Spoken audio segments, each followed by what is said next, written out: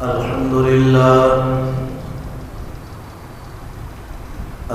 لله رب العالمين والعاقبة للمتقين والصلاة والسلام على سيد الأنبياء والمرسلين وعلى الملائكة المقربين وعلى آله الطيبين الطاهرين وأصحابه الهاديين المهديين. أما بعد، فأعوذ بالله من الشيطان الرجيم. بسم الله الرحمن الرحيم. يا أيها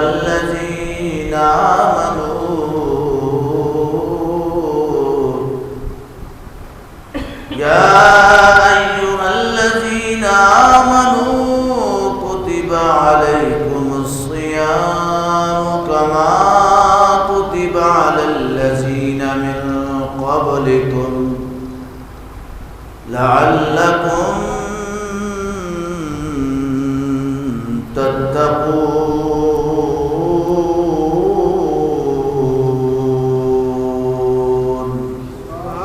آمنت بالله صدق الله ومولانا العظيم وبلغنا رسوله النبي الكريم الأمين.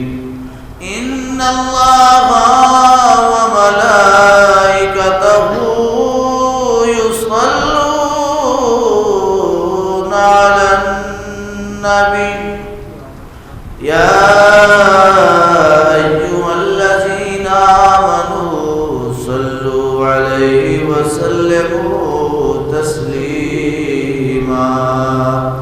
الصلاة والسلام عليك يا رسول الله وعلى آلك وأصحابك يا حبيب الله. الصلاة والسلام عليك يا رسول الله وعلى آلك وأصحابك يا حبيب الله. الصلاة والسلام عليك يا رحمة للعالمين وعلى آلك وأصحابك يا خاتم النبيين. بندہ پروردگارم امت احمد نبی دوست دارے چاری عالم تابع اولاد علی مذہب انفیہ دارم ملت حضرت خلیل خاک پائے غوث اعظم زیر سایہ ہر ولی. اور کی محمد سے وفا تو نے کی محمد سے وفا تو نے تو ہم تیرے ہیں. یہ جہاں چیز ہے کیا لوح قلم تیرے ہیں. گنج بخش فیض عالم مظہر نور خدا. گنج بخش فیض عالم مظہر نور خدا. ناک سارا پیر کامل کاملا رہنما. حمد سنا کے بعد میرے انتہائی واجب الاحترام دوستوں، بزرگوں، نوجوان ساتھی،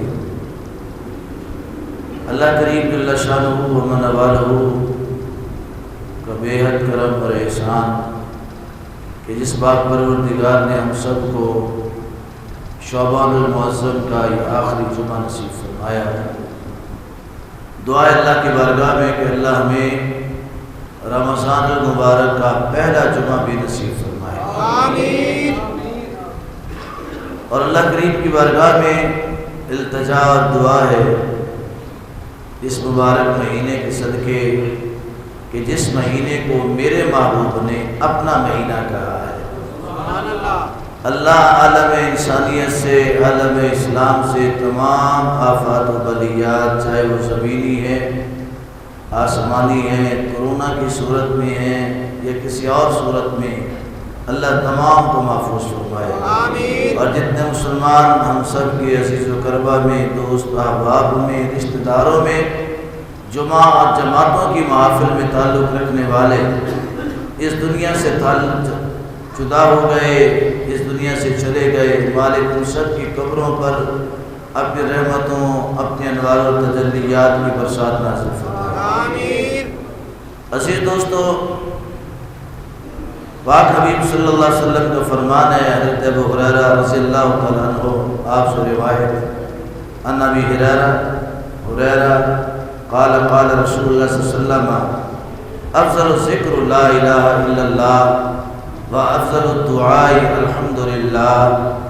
آقا علیہ السلام فرماتے ہیں کہ سب سے افضل ذکر ہے لا الہ الا اللہ، لا الہ الا اللہ، اور سب سے افضل دعا ہے الحمدللہ۔ سب سے افضل دعا کیا ہے؟ الحمدللہ۔ اسی لیے مسلمان اپنی پنجگانہ نماز میں، اپنے نوافل میں، اپنے وطروں میں، نبی علیہ السلام کے سنن میں ہر رکعت کے اندر اس سورہ فاتحہ کو بار بار پڑھا جاتا ہے، تکرار کرتے ہیں، کیونکہ یہ دعا اللہ کو سب سے زیادہ پسند ہے، سبحان اللہ، اللہ کو سب سے زیادہ پسند ہے۔ اور سورہ فاتحہ ایک مرتبہ پڑھی جائے تہائی قرآن پڑھنے کا ثواب ملتا ہے، سبحان اللہ، 2 مرتبہ پڑھی جائے تو آدھے قرآن پڑھنے کا ثواب ملتا ہے، 3 مرتبہ قرآن یہ سورۃ فاتحہ پڑھی جائے تو 3 حصے قرآن پڑھنے کا ثواب ملتا ہے، اگر 4 مرتبہ فاتحہ شریف پڑھی جائے تو اللہ پورے قرآن کا ثواب عطا فرمائے۔ سبحان اللہ۔ گویا کہ اللہ اتنا ہم پر مہربان ہے کہ ہم 4 رکعت سنت پڑھتے ہیں تو وہاں سنت پڑھنے کا بھی ثواب ہے، 4 مرتبہ فاتحہ پڑھنے کا بھی ثواب ہے، اور رب مہربان ہو کر پورے قرآن کا بھی ثواب عطا فرما دیتا ہے۔ یہ کتنی مالک کی کرم نوازی ہے، اللہ کتنا ہم پر مہربان ہے، تو ہم تو جتنا بھی اس کا شکر ادا کرے اتنا کم ہے۔ وہ اتنا مہربان حضرت ابو دردہ رضی اللہ تعالی عنہ، بڑے پیارے صحابی رسول ہیں، قربان جائیں صحابہ کی شان، قربان جائیں صحابہ کی شان ہے۔ حضرت ابو دردہ رضی اللہ تعالی عنہ آپ کی سرکار دو عالم وسلم کی مجلس میں بیٹھنا آپ کو نصیب ہوتا تو سرکار نے ایک مرتبہ فرمایا کہ اگر تم میں سے کوئی دنیا سے چلا جائے، اس کی ذمے کوئی نماز باقی ہو، کوئی روزہ باقی ہو، تو پیچھے والے اس کے مال سے اس کا فدیہ ادا کریں، کوئی کمی کوتاہی رہ جائے عبادات میں تو اس کا فدیہ ادا کریں۔ حضرت ابو دردہ رضی اللہ تعالیٰ عنہ جو 5 وقتیہ نماز بنگلی والے کے پیچھے پڑھتے تھے، عرض کرتے یا رسول اللہ اگر کوئی اپنی زندگی میں فدیہ ادا کر دے تو پھر فرمایا اللہ رب العزت اس کو ہر فکر سے آزاد فرما دیتا ہے۔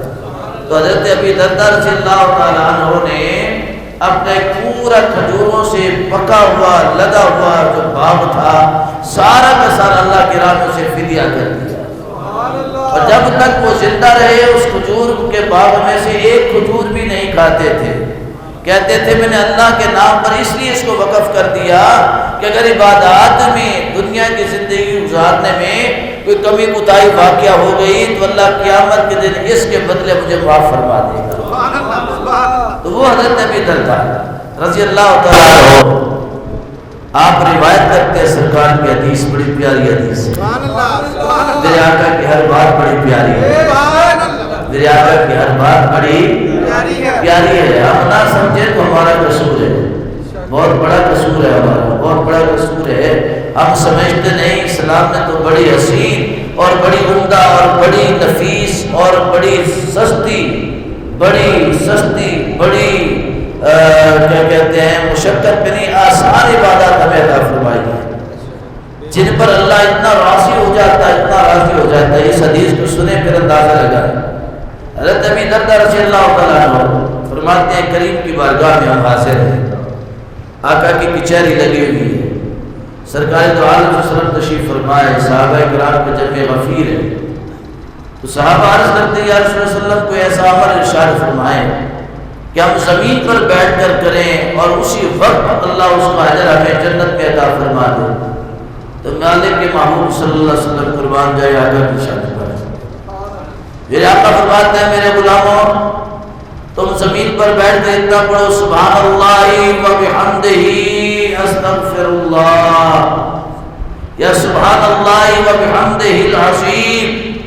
فرمایا کہ تم اتنا ایک مرتبہ اپنی زبان سے پڑھو، اللہ اسی وقت جنت میں کھجور کا تمہارے نام کا ایک درخت لگا دے گا، ایک درخت لگا دے گا تمہارے نام کا، کھجوروں کا درخت۔ سرکار کو کھجوروں بڑی پسند تھی، رمضان آ رہا ہے، رمضان آ رہا ہے، مسلمانوں تمہارے لیے آ رہا ہے، ایمان والوں تمہارے لیے آ رہا ہے، نبی کے غلاموں تمہارے لیے آ رہا ہے، آقا کا کلمہ پڑھنے والوں یہ مہینہ تمہارے واسطے آ رہا ہے۔ کیوں آ رہا ہے؟ اس لیے آ رہا ہے 11 مہینے کے جو گرد و غبار گناہوں کی چڑھی ہے، میلوں کو چیل چڑھی ہے، جسم آلودہ ہو چکا ہے، دل آلودہ ہو چکا ہے، آنکھیں آلودہ ہو چکی ہے، ہاتھ آلودہ ہو چکے ہیں، سینہ آلودہ ہو چکا ہے، قدم آلودہ ہو چکے ہیں۔ یہ ایک مہینہ اس لیے آ رہا ہے تاکہ تمہیں سر کے بالوں سے لے کر پاؤں کے داخلوں تک پاک اور صاف کرتا ہوا چلا جائے۔ آقا کو کھجور بڑی پسند ہے، فرمایا اللہ کھجور کا درخت لگا دیتا ہے، اور جس کا کھجور کا درخت رب جنت میں لگا دے گا وہ جنت میں بندہ ضرور جائے گا، وہ بندہ جنت میں یہ نہیں ہے کہ اس کے لیے اللہ کوئی وعدہ فرما دے اور اللہ کا وعدہ بعد میں بدل جائے، فرمایا نہیں، لا تبدیل لکلمات اللہ، لا تبدیل لکلمات اللہ، اللہ کے کلمے تبدیل، اللہ کے کلمے تبدیل، ان اللہ لا یخلف المیعاد، اللہ اپنے وعدوں کے خلاف بھی نہیں کرتا، اللہ اپنے وعدوں کے خلاف بھی نہیں کرتا۔ دیکھیں عمل چھوٹا سا ہے، عمل چھوٹا سا ہے اور اس کی جزا کتنی عمدہ والا ہے۔ گویا کہ پاک نبی مہربان نے ہمیں یہ سبق عطا فرما دیا کہ میری امت چلتے پھرتے اٹھتے بیٹھتے اللہ کا ذکر کرتی رہے، وہ سب فرش زمین پر اللہ کا ذکر کرے گی، اللہ جنت کی زمین پر ان کے ناموں کے درخت لگاتا جائے گا۔ تو اس لیے ہمیں چاہیے نا گالی گلوچ دینے کی بجائے، غیبت کرنے کی بجائے، چغلی کرنے کی بجائے، کسی کے خلاف بات کرنے کی بجائے، جھگڑا کرنے کی بجائے زبانوں کو ہمیشہ اللہ کے نام کی تسبیح سے تر رکھیں، بجائے وقت ہم ضائع کریں ادھر کی بات ادھر، ادھر کی بات ادھر، لگائی بچائے فساد کرنے کی بجائے، ایک دوسرے کے کان بھرنے کی بجائے، کانوں میں بھی بیل جمع ہو جاتی ہے، ایک دوسرے کے خلاف پروپیگنڈا کرنے کی بجائے ہم اپنی زبانوں کو اللہ کی ذکر سے تر رکھیں، اللہ کے ذکر سے تر رکھیں، اس کے محبوب پر درود و سلام پڑھتے رہیں، پھر دیکھیں ہماری زندگی میں اللہ کتنا خوبصورت انقلاب پیدا فرما دیتا ہے۔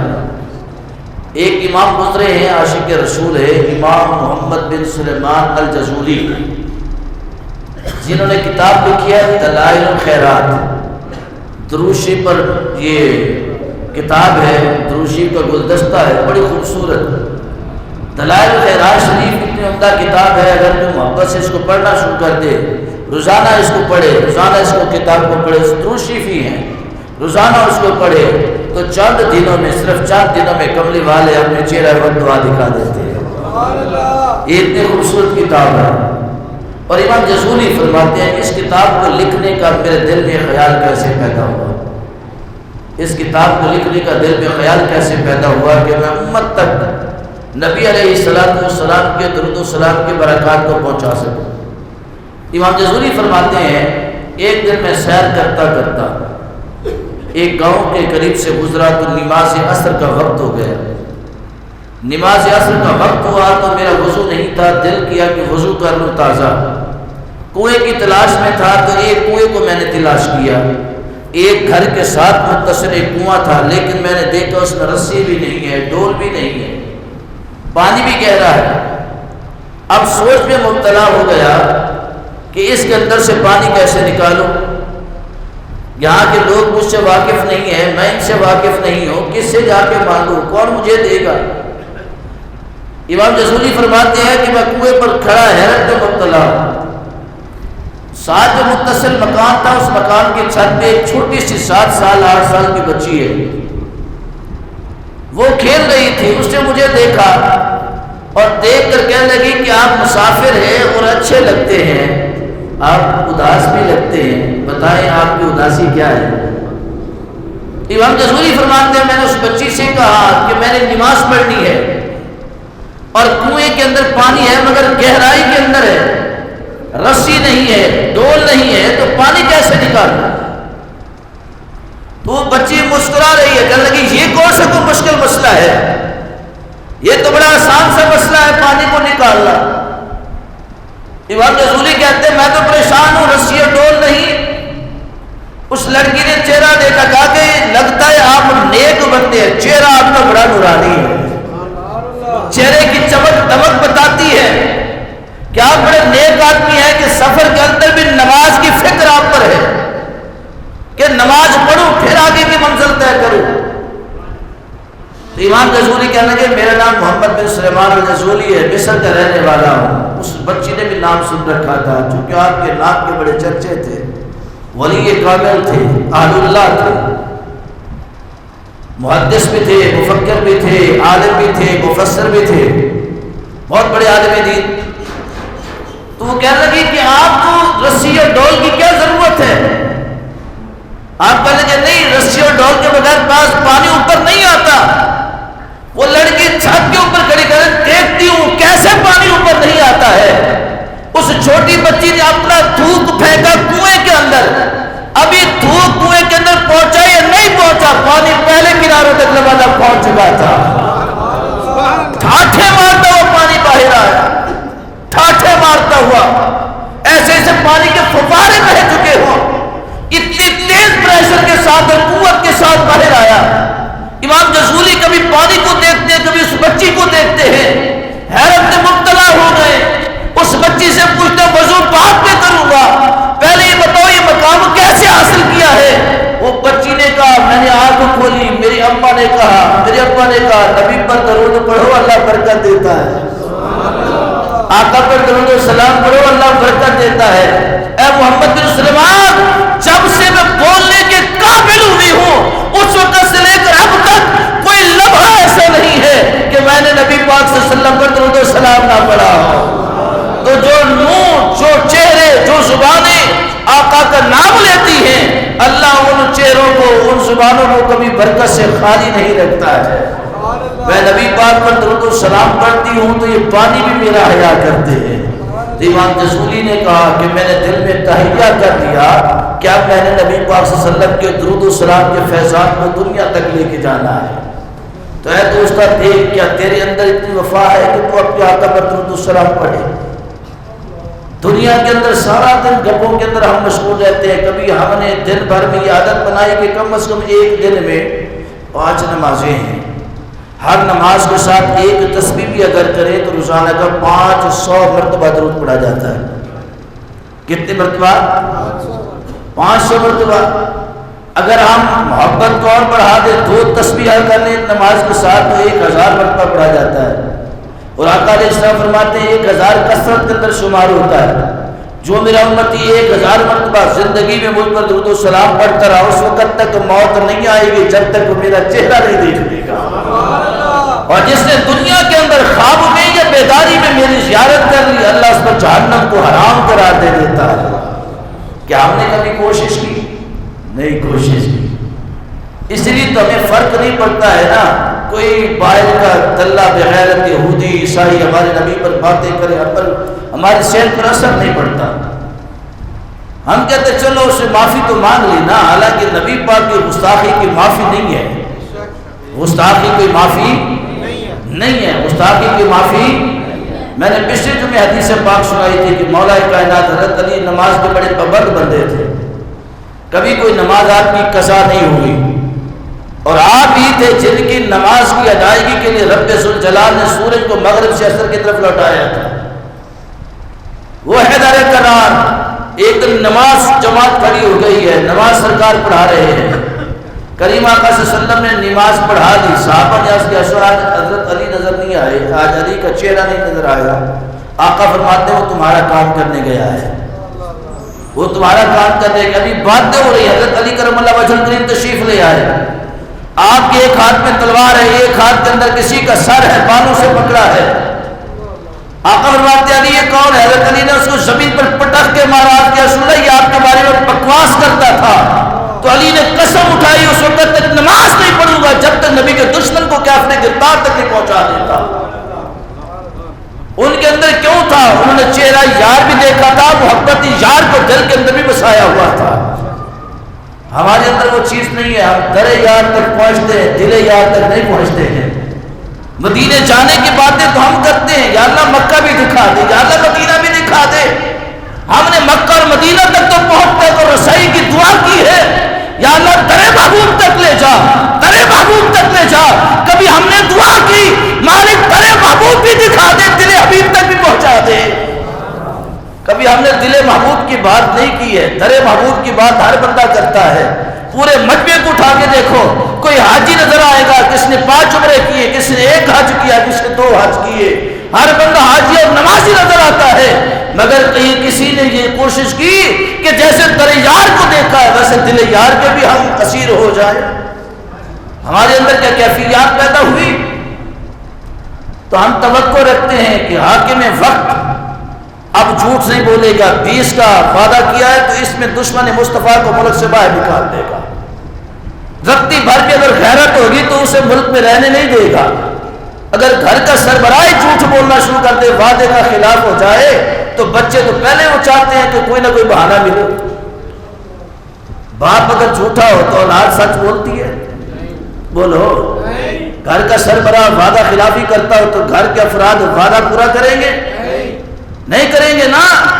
تو پھر سمجھ لینا جتنا وبال تمہارے اوپر آئے گا سارا کا سارا حاکم وقت تک جائے گا۔ 20 اپریل کا وعدہ کیا ہے تو ان کو چاہیے اس وعدے کو پورا کر دیں، وگرنہ پھر ایسے ایسے عذابات اور تباہیاں آئیں گی کہ کوئی ان کو روک نہیں سکے گا۔ تیری میری غیرت کمزور ہو سکتی ہے لیکن رب بڑا غیرت والا ہے، اللہ بڑا غیرت والا ہے۔ اللہ اپنے محبوب کے گستاخوں کو کہیں برداشت نہیں کرتا ہے۔ اللہ رب العزت نے ان کے لیے تو حکم نازل فرمائے ہیں، جہاں محبوب کی محبت کے انعامات ہیں وہاں محبوب سے دشمنی کے بہت بڑے عذاب بھی ہیں، بہت بڑے عذاب بھی ہیں۔ تو دعا کرو اللہ تعالی ہمیں اور ہمارے حاکموں کو اس کی غیرت اور اس کی اہمیت کا اندازہ عطا فرمائے۔ تو مہینہ کون سا آ رہا ہے؟ بولو بولو، کون سا مہینہ؟ جو دل والے زبان والے سارے بولے کون سا مہینہ آ رہا ہے؟ کون سا مہینہ ہے؟ میرے آقا فرماتے ہیں رمضان کا مہینہ میرے امت کے گناہ گاروں کے گناہوں کو جلانے کے لیے آتا ہے۔ امت کے گناہ گاروں کے گناہوں کو ہم یہ مہینہ گزاریں گے وفائے عشق مصطفیٰ کے لیے، وفائے عشق اپنے نبی کی محبت کے لیے مہینہ گزاریں گے۔ عہد کریں اپنی زندگیوں سے، یا رسول اللہ صلی اللہ علیہ وسلم ہماری زندگی، ہمارا جینا، ہمارا مرنا، ہمارا اٹھنا، ہمارا بیٹھنا سب کچھ آپ کے لیے ہے، سب کچھ آپ کے لیے ہے۔ پہلے بارش نہیں ہوتی تھی نا، بارش نہیں ہوتی تو صحابہ در مصطفیٰ بھی آتے تھے، یا رسول اللہ دعا فرما دے۔ میرے آقا دعا کے لیے ہاتھ بلند کرتے تھے، ادھر سے بارش برسنا شروع ہو جاتی۔ سرکار کے ظاہری مثال کے بعد پھر حضرت عباس کا واسطہ دیا جاتا، حضرت امیر حمزہ کا واسطہ دیا جاتا، اہل بیت اطہار کے واسطہ وسیلہ سے دعا ہوتی۔ ایک مرتبہ بارش نہیں ہوئی، کڑک دھوپیں ہیں اور قحط سالی کا معاملہ ہے۔ اما عائشہ صدیقہ رضی اللہ تعالیٰ عنہ کی خدمت میں صحابہ آتے ہیں، اما جان کوئی وسیلہ بتائیں، کوئی طریقہ بتائیں، رب راضی ہو جائے، اللہ راضی ہو جائے، میرے مالک کے محبوب کی محبوبہ زوجہ اور ہم سب کی امی جان، ہم سب کی امی جان، جو حلالی ہوتے ہیں نا ماں کو ماں ہی کہتے ہیں، بے شک جو حلالی ہوں گے وہ ماں کو مائی کہتے ہیں۔ ام المومنین حضرت اما عائشہ صدیقہ، حلالی خون ازواج مطہرات کو اپنی ماں سمجھتے ہیں، اور حرامی خون ہمیشہ ازواج مطہرات کے دشمن اور نفس نکالتے ہیں۔ حلالی خون کا وصف ہے کہ جب بھی ازواج مطہرات کا ذکر آئے گا تو اسی انداز میں آئے گا کہ ام المومنین، مومنین کی ماں اما عائشہ صدیقہ رضی اللہ تعالی عنہا آپ کے پاس آئے، اما جان کوئی طریقہ بتائیے، تو اما عائشہ صدیقہ رضی اللہ تعالی عنہا فرماتی ہیں کہ ایسا کرو، جاؤ محبوب کی جو قبر انور ہے، روضہ اطہر ہے، اس کے بالکل اوپر ایک سوراخ کر دو، ایک کھڑکی بنا دو، چونکہ بہت عرصہ ہو گیا آسمان اور بادلوں نے محبوب کا چہرہ نہیں دیکھا ہے، محبوب کا چہرہ نہیں دیکھا ہے۔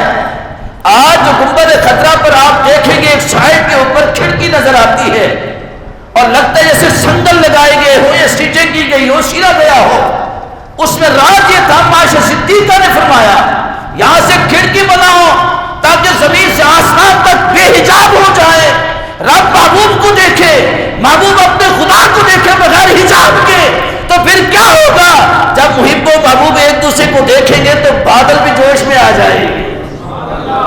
تو وہاں پر ایک کھڑکی بنائی گئی، کھڑکی بنائی گئی، روشن دان بنایا گیا، جو ہی سوراخ کیا گیا جو رابطہ ہوا ادھر سے بادل آئے اور برسنا شروع ہو گئے۔ تو اما عائشہ صدیقہ رضی اللہ تعالیٰ عنہ نے بتایا کہ اللہ تب راضی ہوتا ہے جب محبوب کی نگاہ ہوتی ہے، جب محبوب کی۔ تو آج کے دور میں ان بیماریوں سے چھٹکارا کیسے ہوگا؟ یہ کرونا سے چھٹکارا کیسے؟ رمضان قریب آ رہا ہے، اعلانات ہو رہے ہیں، سوشل ڈسٹنس رکھو، 6 فٹ کا فاصلہ، 6 فٹ کا فاصلہ۔ میں نے کہا کہ بازار میں فاصلہ ہوتا نہیں، وہاں کرونا کیوں نہیں جاتا؟ گزشتہ جمعہ مجھے جانے کا اتفاق ہوا، میں چلا گیا اندرون شہر کی مارکیٹ میں، بندے کے ساتھ بندہ فکس کھڑا ہے۔ میں نے کہا یہاں پر کرونا نہیں آتا، کرونا جب بھی آیا مزاروں پہ آتا ہے یا مسجدوں میں آتا ہے۔ تو انشاءاللہ ہم جمعہ بھی ایسے ہی پڑھیں گے، رمضان میں نماز بھی ایسے ادا کریں گے، تراویح بھی ایسے ادا کریں گے انشاءاللہ۔ اگر اسی میں ہماری موت لکھی ہے رب نے تو ہمیں یہ قبول ہے، اور اس کے در کے مہمان بن کے دنیا سے جاؤ۔ کبھی آپ نے سنا کہ مسجد سے کرونا نکلا ہو؟ وہ جو توحید پرست ہے مکہ المکرمہ کے، بیت اللہ کو لاک اپ کر دیا، بند کر دیا، مدینہ المنورہ کو بند کر دیا، پھر جب کھولا جی فاصلے فاصلے سے نماز پڑھنی ہے، فاصلے فاصلے سے طواف کرنا ہے، یہ کرنا ہے، وہ کرنا ہے، 3 گھنٹے تک باہر آ جانا ہے، اندر نماز نہیں پڑھنی۔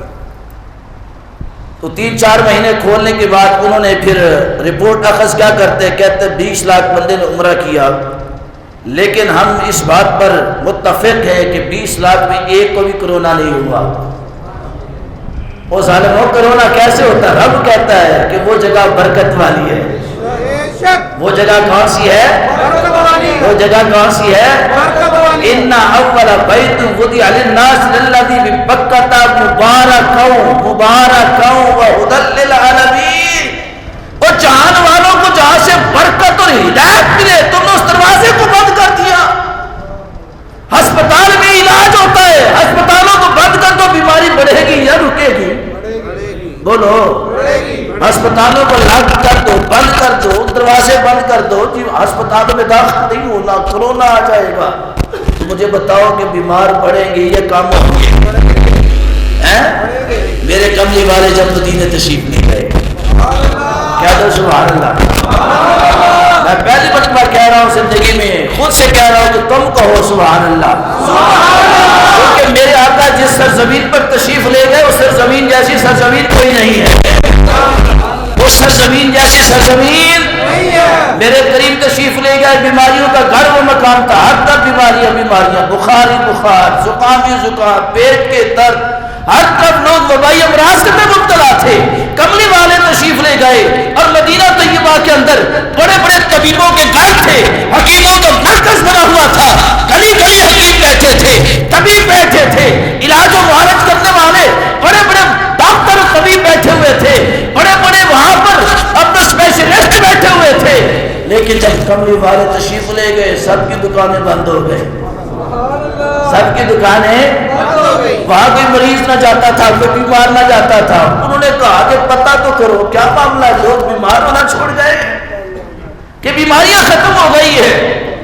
تو لوگوں نے کہا نہ بیمار ہونا چھوڑا نہ بیماریاں ختم ہوئی۔ کہا کہ ہمارے پاس کیوں نہیں آتے؟ کہا کہ جو بیمار ہوتا ہے آمنہ کے لال کا چہرہ دیکھتا، مدینے کے محبوب کا چہرہ دیکھتا، اس کی بیماری وہی ختم ہو جاتی ہے۔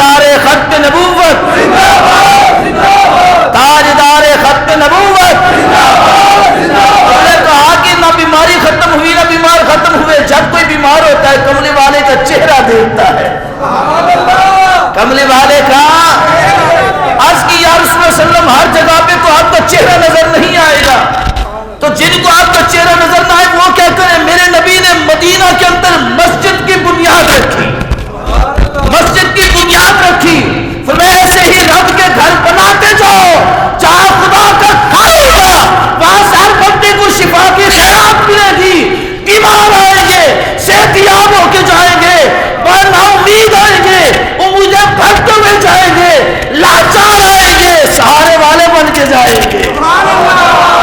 اللہ کے گھر مدینے کے تاجدار نے بنائی اس لیے ہے تاکہ یہاں سے لوگوں کو شفا ملے، یہاں سے لوگوں کو، اور رمضان کا مہینہ تو ہے ہی رحمتوں والا، رمضان کا مہینہ تو ہے ہی، اس کی ایک ایک گھڑی رحمت والی، ایک ایک پل رحمت والا، ایک ایک لمحہ رحمت والا ہے، اس کا ایک ایک لمحہ رحمت والا ہے۔ یہ بٹھی ہے، بٹھی ہے جو کندن بنا دیتی ہے، زنگ آلود اس میں داخل ہو جائے، دعا کرو ہم اس میں داخل ہو جائیں، اللہ ہمیں مہلت دے کہ ہم رمضان کا مہینہ دیکھیں، اللہ ہماری سانسوں کو مہلت دے کہ رمضان کا مہینہ دیکھیں۔ اور میرے محبوب مہربان کہتے ہیں رمضان کے مہینے میں جو دنیا سے چلا جائے بغیر حساب کی جنت میں جاتا ہے۔ اتنی عظمتوں والا مہینہ جس میں نفل ادا کرو تو سنت کا ثواب ہے، سنت ادا کرو تو واجب کا ثواب ہے، اگر واجب ادا کرتے ہو اللہ فرضوں کا ثواب دیتا ہے، فرض پڑھتے ہو تو اللہ 70 گنا ثواب کو بڑھا دیتا ہے۔ یا ایھا الذین آمنوا، ایمان والو، کتب علیکم الصیام، روزے تم پر فرض ہو گئے، روزے تم پر۔ حضرت موسیٰ علیہ السلام نے کہا، حضرت موسیٰ علیہ السلام نے کہا کہ کاش اللہ یہ دو نعمتیں میری امت کو عطا کر دیتا، میں فکر سے، ہر فکر سے آزاد ہو جاتا، کاش یہ دو نعمتیں مجھے مل جاتی۔ پوچھا گیا وہ کون سی نعمتیں ہیں؟ تو موسیٰ علیہ السلام نے کہا اللہ نے وہ نعمتیں امت محمدیہ کو عطا فرمائی ہیں۔ امت محمدیہ کو اگر اللہ نے آخری نبی محمد عربی صلی اللہ علیہ وسلم کی امت کو بخشنا نہ ہوتا تو رب نہ ان کو قرآن دیتا نہ مالک ان کو رمضان دیتا۔ یہ ان کی بخشش کی ضمانت ہے کہ مالک نے امت محمدیہ کو قرآن بھی عطا فرمایا ہے، مہینہ رمضان بھی عطا فرمایا ہے۔ تو کتنی قسمت والے ہو، کتنی قسمت والے ہو۔ میرے آقا فرماتے ہیں میری امت کو رب نے دو نور عطا فرمائے، کتنے نور؟ دو نور، کتنے نور؟ دو نور، ایک نور ہے رمضان اور ایک ہے قرآن، ایک ہے رمضان اور ایک ہے قرآن، قرآن۔ فرمایا تو نور ہیں یہ دو نور ہے، یار، جو لے کے آئے، جو لے کے آئے محبوب، اور لینے کے بعد امت کو عطا فرمایا قرآن ورقوں کی صورت میں، فرمایا کہ ورقے نہ سمجھنا، یہ نور ہیں۔ یہ کیا ہے؟ نور ہے، نور ہے جن کے ذریعے سے قرآن آیا، قرآن ان کے ہاتھوں میں آتے ان کے دل پر اترا تو وہ نور ہو گیا۔ تو میرے اپنے نبی کی نورانیت اور ان کی شان کا عالم کیا ہوگا؟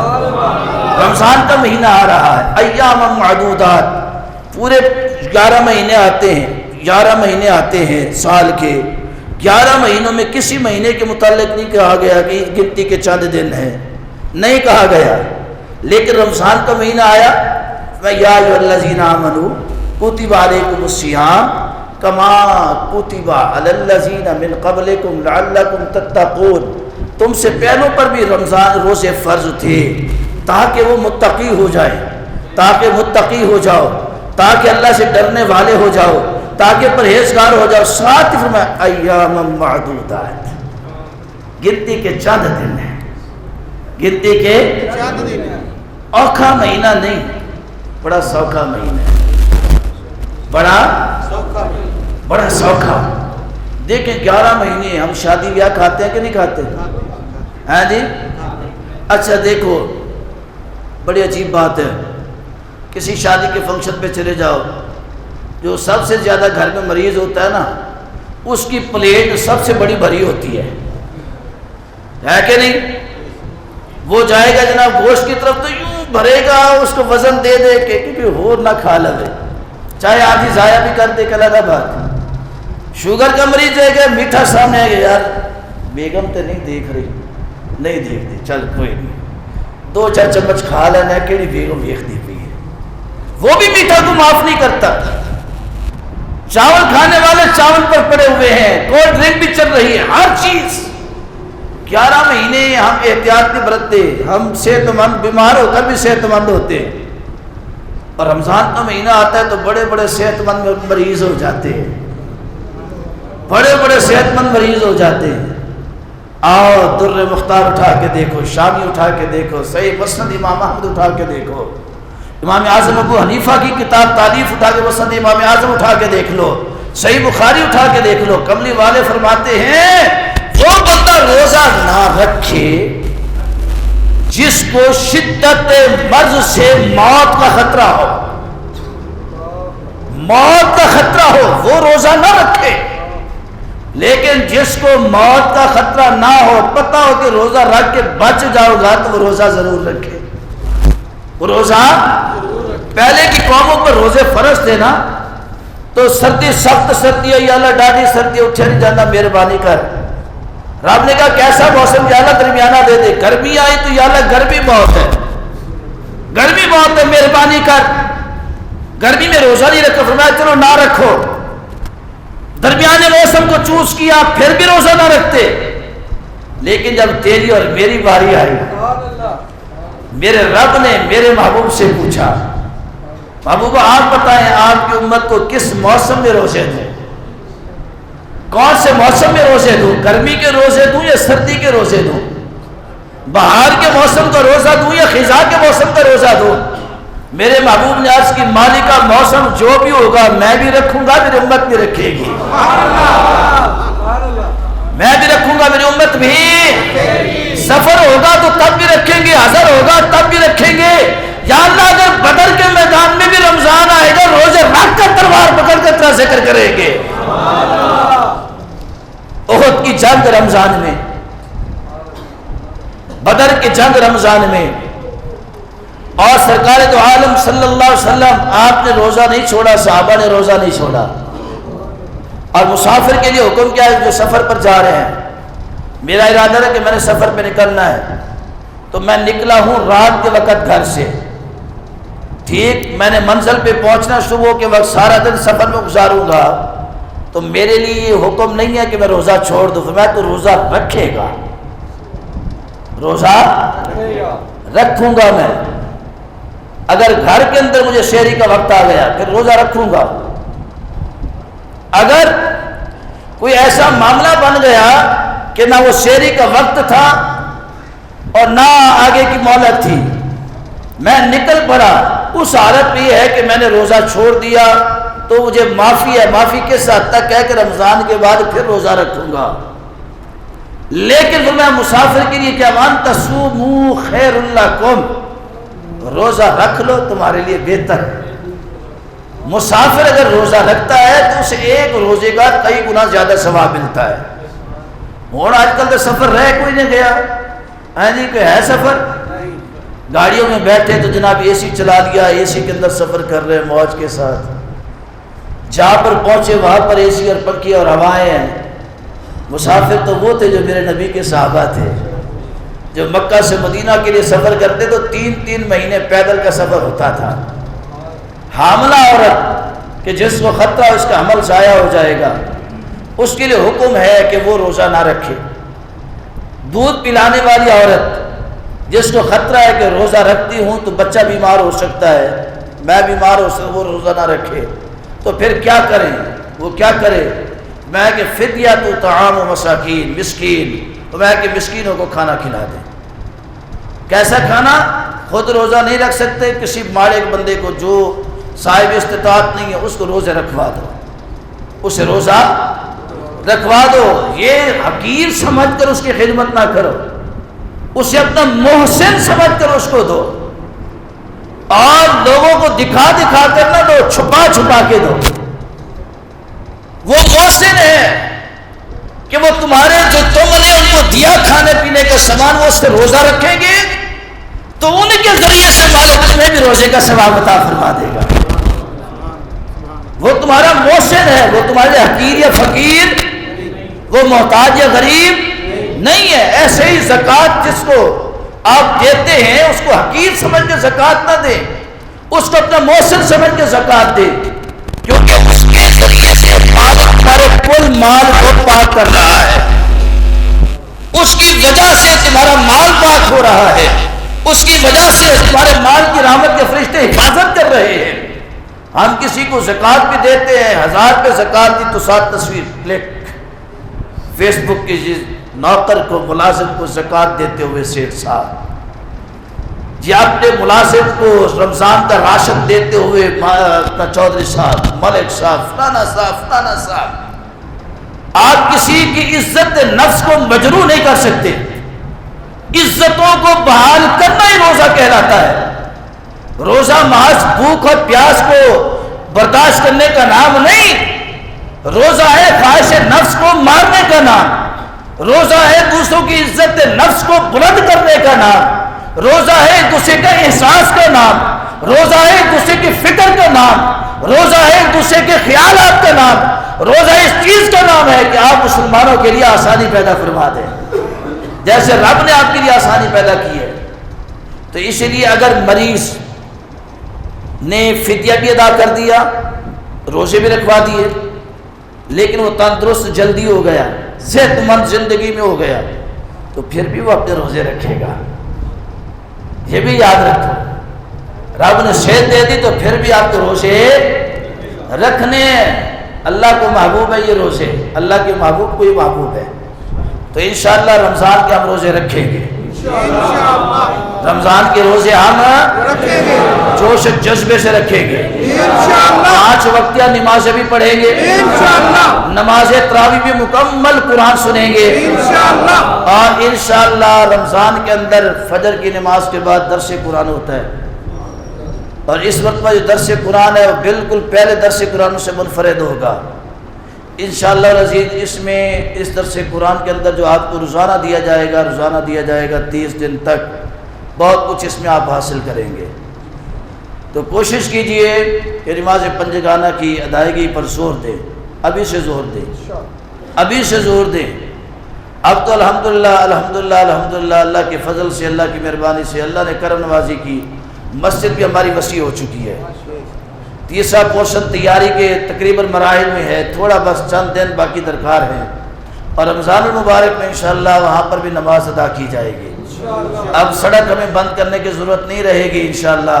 پہلے دوست سڑک پر دھوپ پر نماز پڑھتے تھے، اب ان کے لیے آسانی ہو چکی ہے، اللہ کا گھر وسیع ہو چکا ہے، وسعت والا ہو چکا ہے، تو ہم نے اس کو آباد بھی ہم نے کرنا ہے نا، محض عمارت بنانا کام نہیں ہے، اس کو آباد کرنا سب سے بڑا کام ہے۔ تو دعا اللہ کریم جل شانہ آنے والے ماہ نبوی کے صدقے ہم سب پر اپنا رحم نازل فرمائے، بے اولادوں کو اولاد عطا فرمائے، بیماروں کو شفا عطا فرمائے، قرض داروں کو قرض سے خلاصی عطا فرمائے، بے روزگاروں کو رزق حلال عطا فرمائے، آمین ثم آمین۔